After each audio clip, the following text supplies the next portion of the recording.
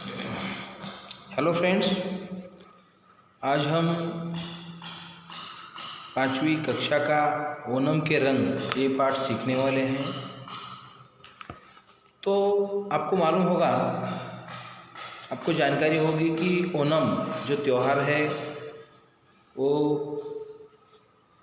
Specially Kerala में बहुत धूमधाम से मनाया जाता है।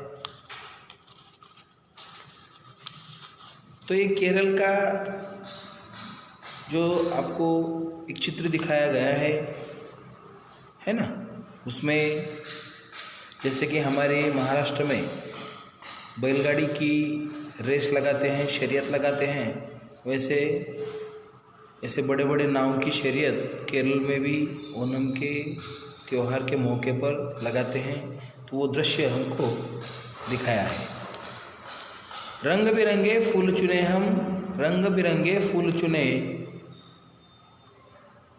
सुबह सुबह बच्चे नहा धोकर हाथ में टोकरी लिए लाल पीले सफ़ेद फूल तोड़ने के लिए बाग बगीचों में निकल पड़े।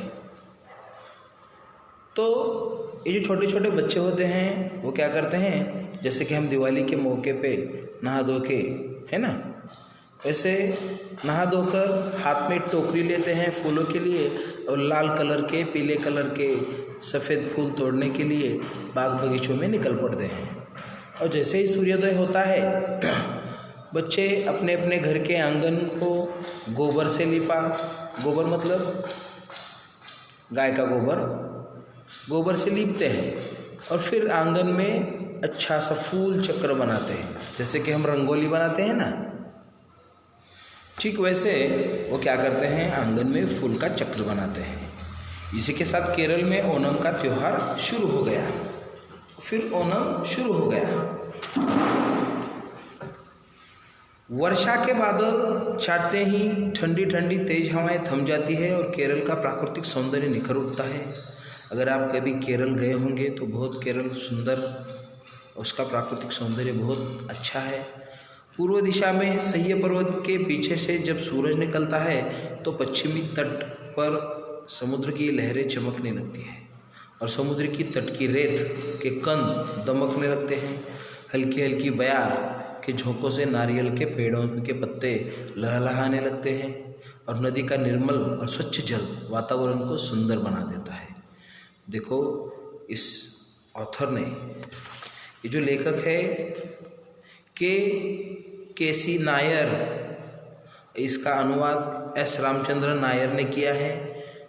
उन्होंने केरल का वर्णन बहुत ही अच्छी तरह से किया है। तरह तरह के चहचहाते पक्षी आसमान में उड़ते हुए अटखेलियाँ करते हैं। रंग बिरंगी तितलियाँ खिले फूलों पर मनराती दिखाई देती हैं। ऐसा लगता है मानो प्रकृति केरल वासियों के महोत्सव में ओणम के स्वागत की पूरी तैयारी कर चुकी है। जैसे कि ये जो केरल की धरती है ये ओणम के स्वागत की पूरी तैयारी कर रही है। किसान फसल काट चुके हैं और खलिहानों में धान भरे हैं। अभी खेत में भी कुछ काम बाकी नहीं है। कहा जाता है कि ओणम का त्यौहार जो है एक पौराणिक कथा पर आधारित है और प्राचीन काल में वो पौराणिक कथा हमको इस लेसन में दी गई है।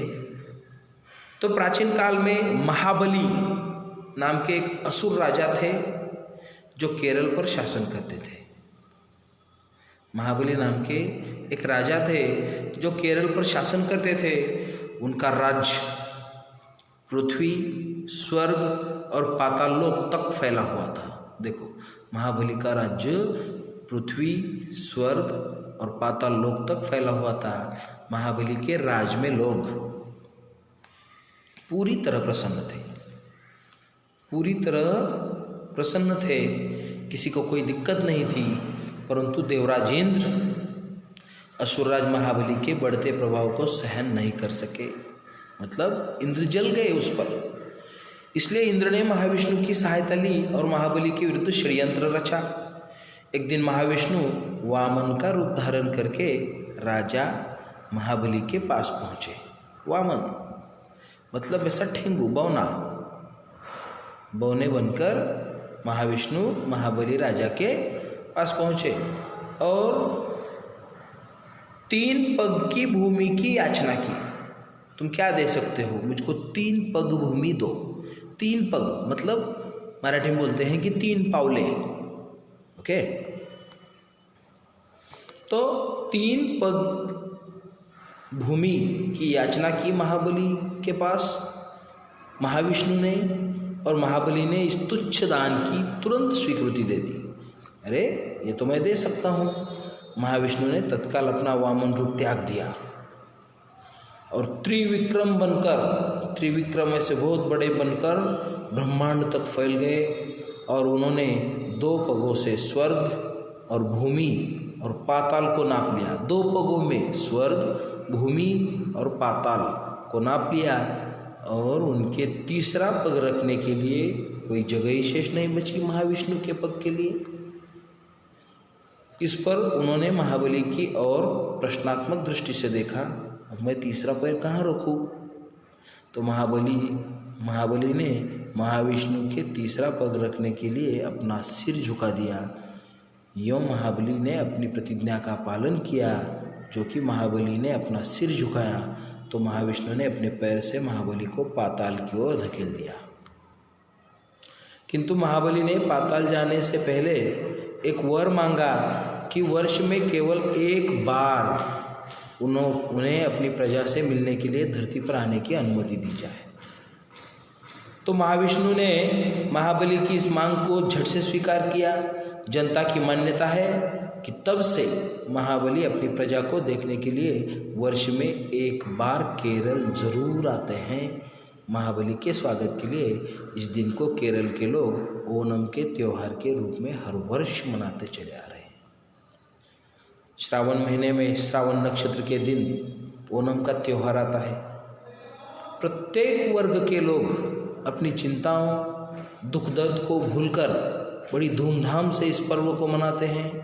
महाबली के शासन से संबंधित एक सुंदर लोकगीत लोगों के ओठों पर अब भी जीवित है।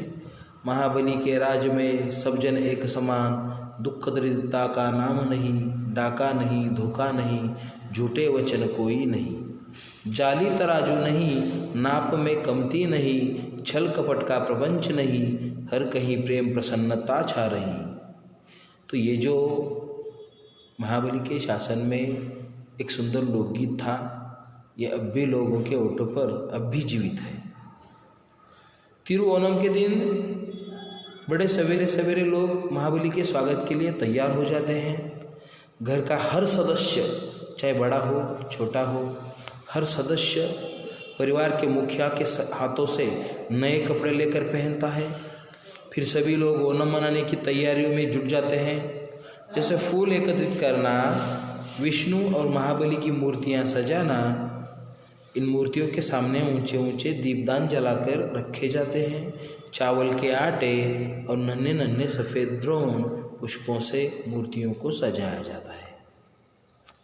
ओणम के भोज में चावल, सब्जियां, खीर, पापड़ और कई प्रकार के स्वादिष्ट फल होते हैं। ओणम के उपलक्ष्य में विशेष प्रतिभोज आयोजित किए जाते हैं।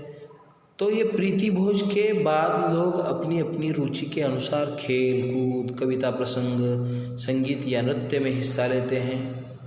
केरल के विशेष खेलों में जैसे कि तलपंतुकली या किलीतंटुकली में तथा ताश, शतरंज आदि में पुरुष दिलचस्पी रखते हैं।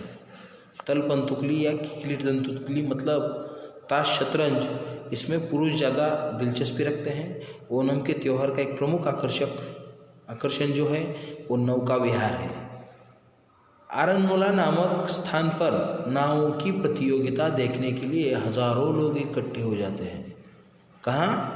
आरनमूला नामक स्थान पर। आरनमूला में कई लोग, हजारों लोग इकट्ठे हो जाते हैं नावों की प्रतियोगिता देखने के लिए। केरल में कई जगह सुप्रसिद्ध नृत्य कथकली का आयोजन भी होता है। महिलाओं और लड़कियों के अपने नृत्य और खेल होते हैं, जैसे कि तुम्बी तुल्लल, कैटोटिक्कली और झूला झूलना। जैसे कि हम नागपंचमी में झूला झूलते हैं। तो ये जो नाम है बड़े आपको ऐसे अलग से लगते होंगे, पर ये मलयालम, केरल की जो लैंग्वेज है मलयालम में है, इसलिए आपको थोड़े से ये डिफ़िकल्ट लगेंगे। विश्वास किया जाता है कि तिरुवोनम के तीसरे दिन महाबली अपने पाताल लोक लौट जाते हैं। तीसरे दिन महाबली पाताल लोक लौट जाते हैं, इसलिए तिरुवोनम के दिन आंगन में बनाई गई कलाकृतियाँ महाबली के चले जाने के बाद ही हटा ली जाती है। केरलवासी बीते हुए ओणम की मधुर यादों और अगले ओणम की मधुर प्रतीक्षा के साथ अपने अपने कामों में लग जाते हैं। के.सी. नायर। ये अनुवाद एस. रामचंद्रन नायर ने किया है। तो ये अपना ओणम के रंग ये पाठ यहीं पे समाप्त हुआ। आज के लिए बस इतना ही। कल हम क्या करेंगे, कुछ समझा कुछ याद आया में जितने भी सारे क्वेश्चन आंसर है वो देखेंगे। ठीक है, थैंक यू।